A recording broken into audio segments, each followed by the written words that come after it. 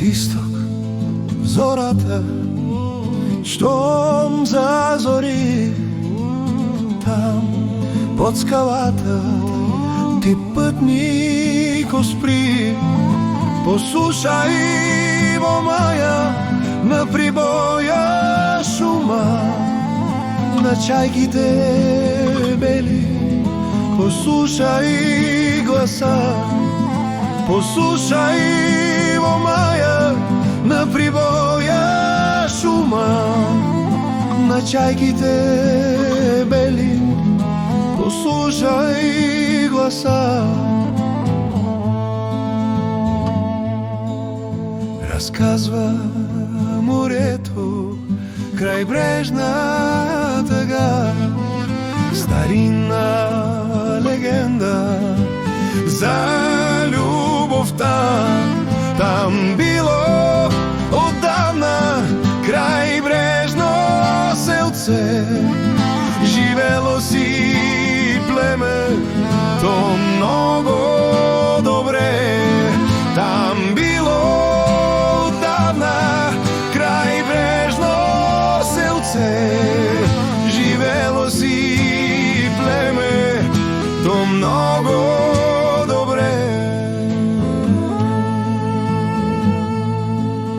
Живял в селото млад момак красив, залюбил девойка с руси коси.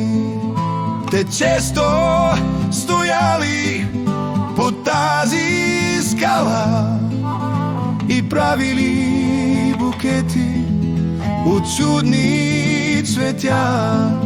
Те често стояли под тази скала и правили букети от чудни цветя. Веднъж на скалата дошла тя сама, с нетърпение го чакала бедната тя. Но камък отронил се, политнала тя. Заплакали чайките с разбити сърца. Но камък отронил се, политнала тя. Заплакали чайките с разбити сърца.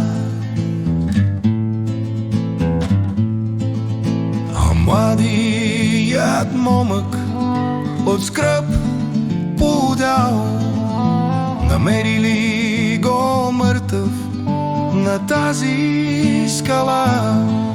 Сега на скалата два кръста стоят, разказват легендата за любовта.